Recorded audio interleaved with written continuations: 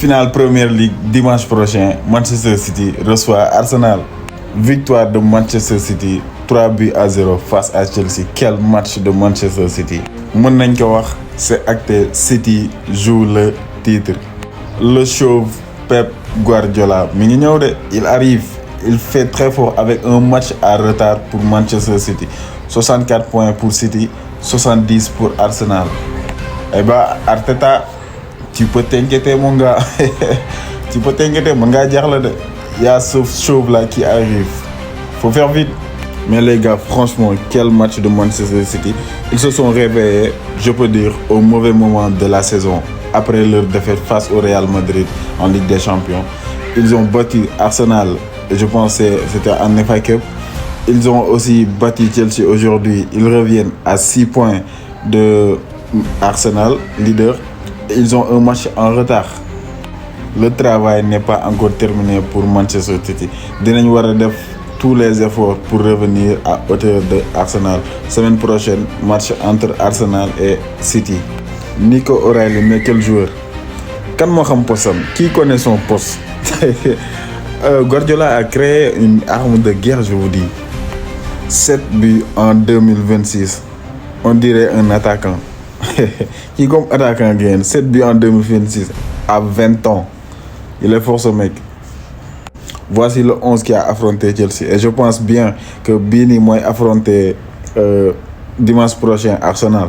Mais ça me gars, qu'on se pose, posons-nous un moment. Ryan Cherki. City l'a acheté à 30 millions les gars. On se rend pas compte, hein? 30 millions. Pendant ce temps, Real Madrid allait foutre 60 millions en Argentine là-bas pour Massantono. Franchement, des fois, tu as l'or sur tes pieds et tu vas chercher l'argent après. C'est bizarre. Quel match il nous a sorti encore. Mais Ryan Cherki, qui es-tu? Franchement, 2 passes décisives. Il est impliqué sur le début de Manchester City aujourd'hui. Dans les petits espaces, dans les dribbles, dans la vision. Tout. Il est parfait ce mec. Franchement, il est parfait. Faut lever les mains, mes gunners. Faut lever les mains. Dans votre dos là, il y a le chauve qui arrive là-bas, comme le dit le grand frère Stan. Il y a le chauve qui arrive. Comme nous l'avons dit, City a un match en retard. S'ils gagnent ce match, ils auront un retard de 3 points contre Arsenal. Et ils vont jouer Arsenal dimanche prochain. Ça va être le match du titre, hein, je vous le dis. Jérémy Doku aussi. Guardiola, il a la vision pour aller chercher ce genre de talent là. Franchement, il est trop fort ce mec. Et il a fait mal au Real. Hein. Malheureusement pour eux, ils ne sont pas qualifiés, mais il est trop fort. Dimanche prochain, le match du titre. Si Arsenal ne gagne pas le championnat cette année, ils ne vont pas la gagner. Ils ne vont plus la gagner même. Madame, championnat du ils ne vont jamais gagner le championnat. Vous imaginez, ils avaient presque 9 points d'avance. Là, ils se retrouvent à peu près à peut-être 3 points.